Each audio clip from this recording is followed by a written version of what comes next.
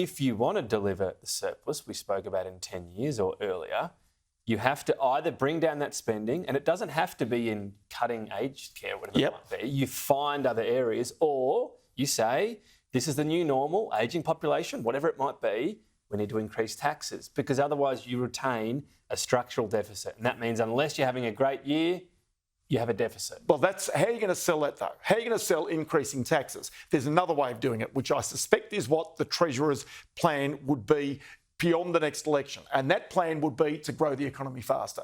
If you grow the economy faster, a lot of the ills of your spending disappear very, very quickly. But for that, you've got to have the Chinese government basically stimulating its economy. You've got to get the Chinese consumers back and spending.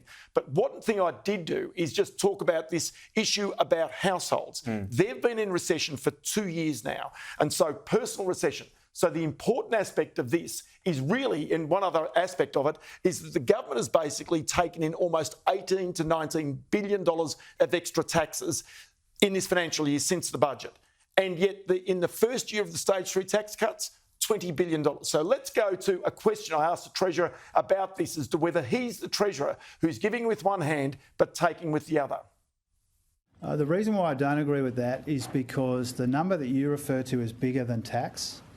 And so I think the tax upgrades in this mid-year update, if you take out, well, the Commonwealth upgrades, which take out the GST and some of the other things, is about $7.3 billion. And that's about a third of the tax cuts, and it's less than a tenth of the average upgrade over the last 4 updates.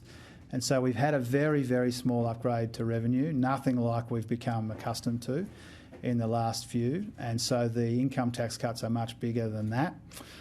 And I'd also say that it's not coming necessarily from the same places. Ordinarily, not in this update, we've had a write-down in company taxes, but in the last few updates before this, one of the big drivers has been company taxes. And so it's not quite comparing apples with apples. Now, we're providing income tax relief for every Australian taxpayer for good reason.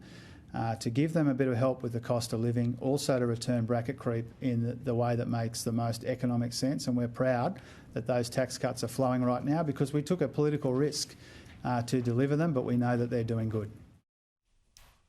So, Tom, that's an interesting argument for households to think about because they're still feeling the pinch despite the tax cuts, despite those energy bill relief that the government's already handed out.